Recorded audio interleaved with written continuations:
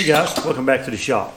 I've had a lot of people ask me, John, how did you learn to work on all these cars like this? And how can I learn to work on these cars like you? I want to fix my stuff up at home. Well, I'm going to tell you how I learned to work on these cars, and I'm going to tell you how you can learn to work on these cars. And it's two totally different things. So first, how I learned to work on cars. Well, growing up, we had to work on our own junk at my house because, you know, if it broke, we didn't have time or the money to take it to a shop, so we just fixed it ourselves. Within reason, you know, we didn't rebuild transmissions or engines, but we could fix a fuel line or a filter, change our own oil, maybe change a clutch, starter, you know, U-joints, that kind of stuff. Pretty easy stuff, brake jobs.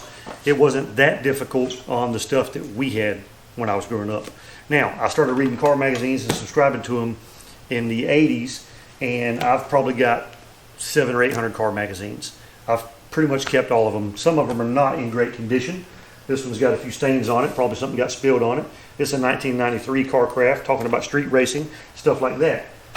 Lots of good tech articles in here. Freiberger, Dulcich, Marlon Davis, Jeff Smith. A lot of those guys wrote articles, and if they didn't write the article, they had someone from Comp Cams or Edelbrock or Brodix or someone like that writing these articles and putting them in these magazines. Ton of technical information in these old magazines. And I read all of them cover to cover.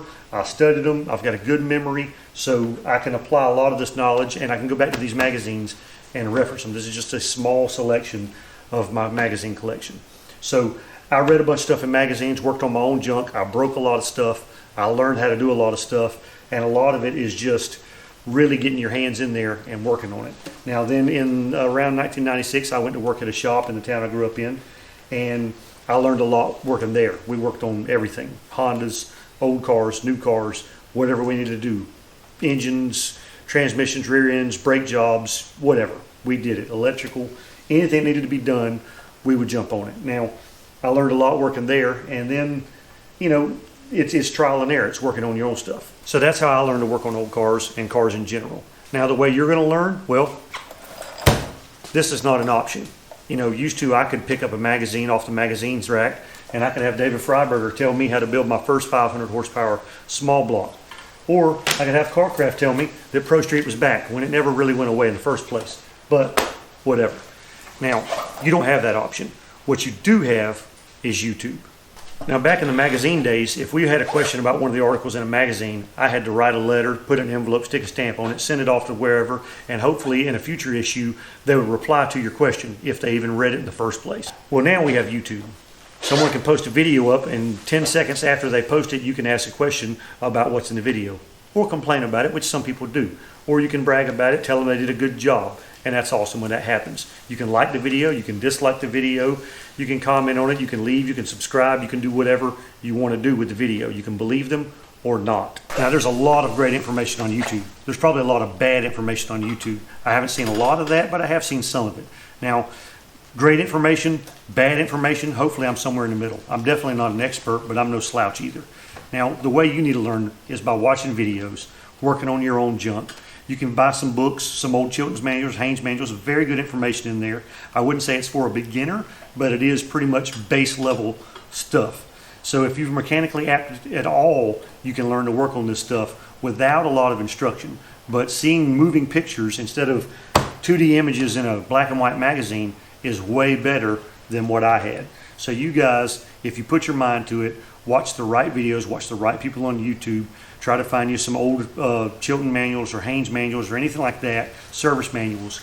With a lot of questions online and stuff like that, you can learn way more than I ever learned trying to get it out of books that hopefully were well written by someone who knew what they were talking about. Now, the real secret to learning how to work on hot rods or old cars or whatever is to just do it. Get your hands in there, get you some tools, take stuff apart, figure out exactly how it works. Sometimes just changing parts isn't really good enough.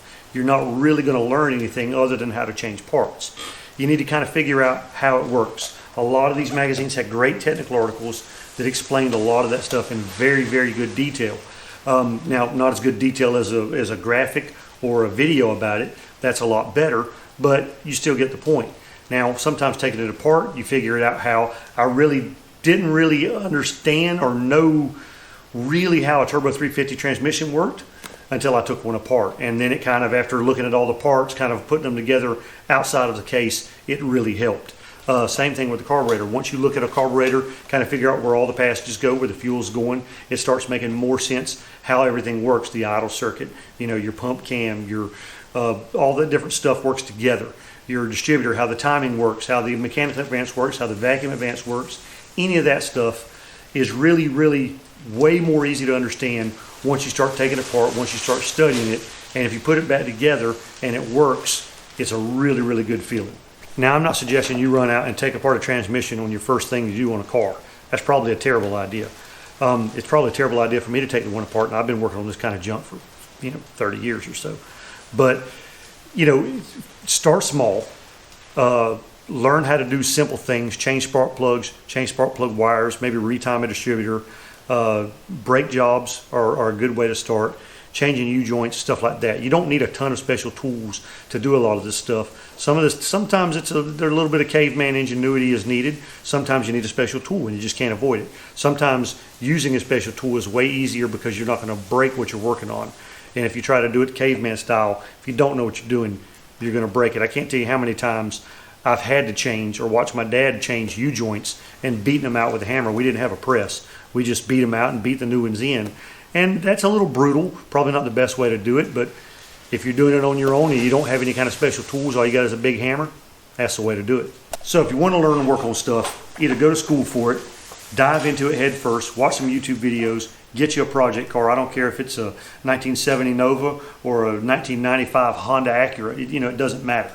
Get you something that you want to work on, that you're not afraid to break. It's probably not your daily transportation.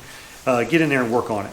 It's not that difficult to learn how some of this stuff works. If you're mechanically inclined enough to grasp all of this, you're going to be fine at it. It's not that difficult. And a lot of this stuff is way intimidating until you get in there and get it done and you realize it wasn't that bad. So anyway, this video was kind of by request because, like I said, a lot of guys have asked me, hey, how do I learn to work on stuff? I don't really know how to tell you how to learn to work on stuff, but I can tell you how I learned, and I can tell you how the best way for you to probably learn is to watching YouTube, asking questions on forums, and mainly get your hands in one of these old cars and start working on it. See you guys next time.